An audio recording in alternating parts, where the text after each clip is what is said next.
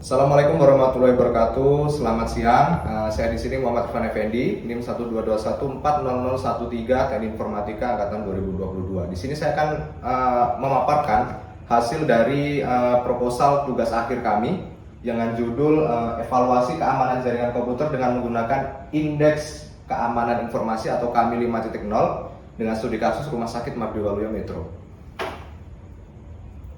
Dari proposal ini kami akan memaparkan 3 bab. Bab yang pertama yaitu bagian pendahuluan. Latar belakang masalah yang menjunjung kami untuk melaksanakan penelitian ini yaitu keamanan informasi di rumah sakit menjadi perhatian karena ketergantungan pada jaringan komputer dan resiko ancaman cyber terhadap data yang sensitif seperti informasi pasien.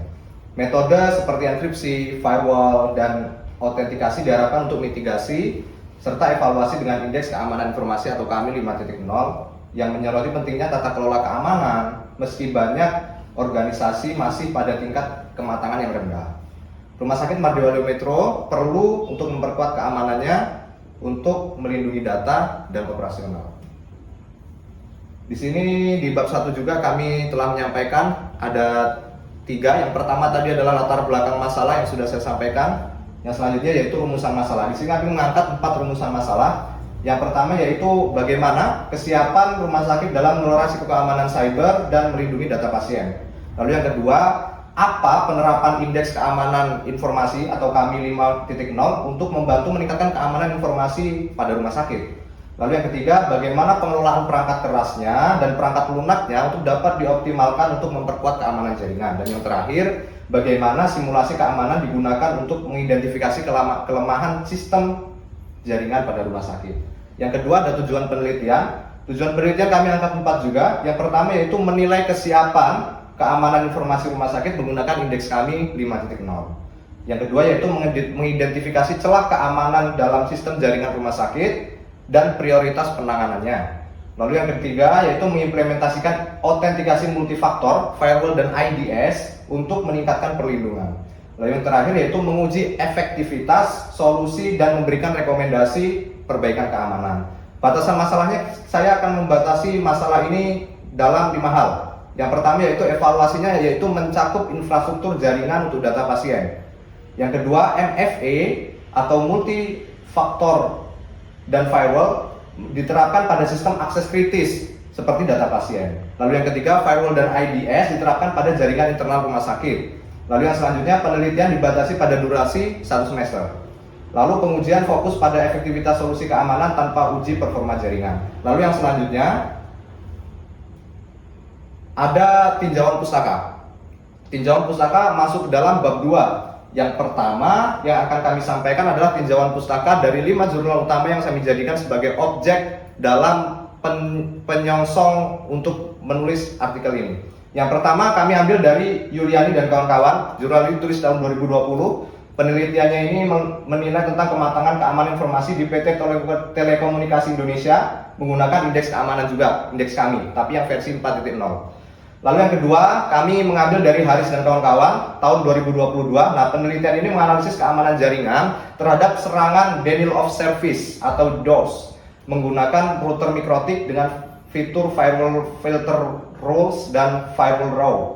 Lalu yang ketiga ada Susanto tahun 2020. Penelitian ini fokus pada mengatasi masalah efisiensi penggunaan sumber daya jaringan di sekolah menengah kejuruan dengan berbagai laboratorium komputer untuk berbagai jurusan. Lalu yang keempat ada Dera dan kawan-kawan tahun 2024. Penelitian ini menyatakan bahwa arsitektur jaringan dengan kombinasi topologi bintang dan bus pada internet hibrida meningkatkan komunikasi antar modul pintar dan mengurangi gangguan pada operasi kritis. Lalu yang terakhir kami ambil dari jurnal luar negeri terindeks Scopus yaitu Qureshi dan kawan-kawan tahun 2024, yaitu isinya tentang Framework Secure Software Update for IoT atau SSUIT yang terdiri dari 3 komponen utama. Ya, komponen utama yang pertama itu perangkat lunak, broker cerdas, dan perangkat IoT. Baik, bagian yang selanjutnya yaitu ada teori dasar. Teori dasar di sini kami angkat 3. Yang pertama yaitu ada teori keamanan jaringan yang menjelaskan tentang bagaimana sistem ini bisa berjalan di rumah sakit, terutama dalam studi kasus ini yaitu Rumah Sakit Mardiwaluyo Metro sesuai dengan indeks kami. Yang kedua, kami akan menjelaskan indeks kami 5.0 yang baru diperkenalkan tahun 2022 dan masih sedikit digunakan di Indonesia. Lalu yang selanjutnya yaitu standar keamanan jaringan pada rumah sakit. Kami ambil datanya di Dinas Kesehatan Republik Indonesia atau Kementerian Kesehatan yang akan kami sesuaikan dengan indeks keamanan jaringan juga di Rumah Sakit Mardi Waluyo Metro dalam studi kasus kami.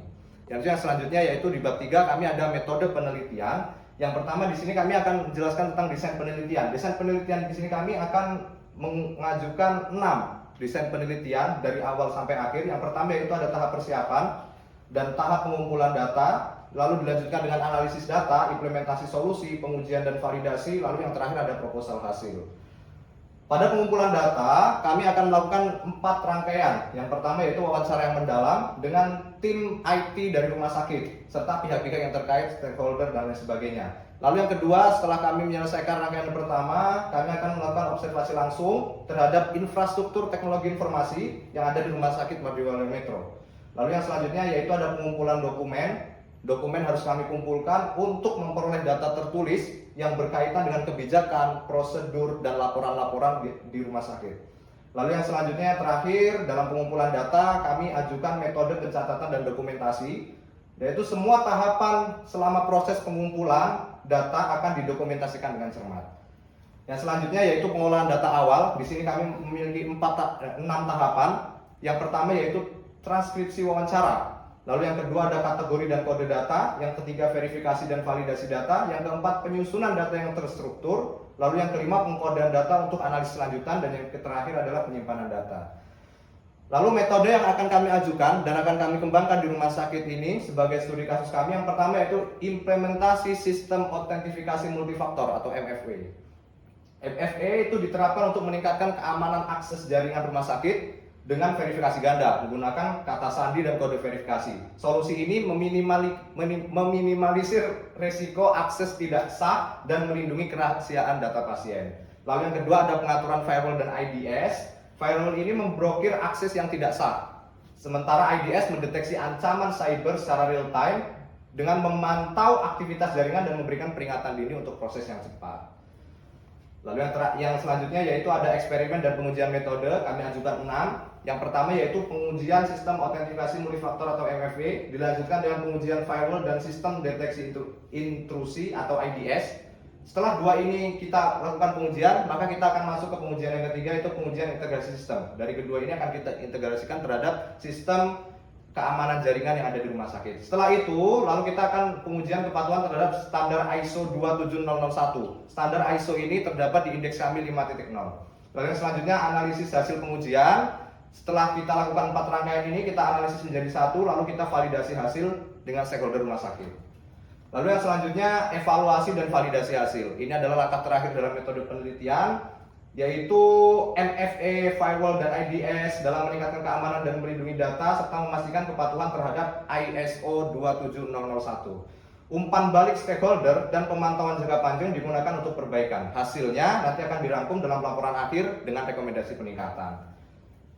Terima kasih. Ada sedikit kata-kata dari Nelson Mandela yang memacu semangat saya untuk menulis ini, yaitu pendidikan adalah senjata yang paling kuat yang bisa digunakan untuk merubah dunia. Terima kasih. Wassalamualaikum warahmatullahi wabarakatuh.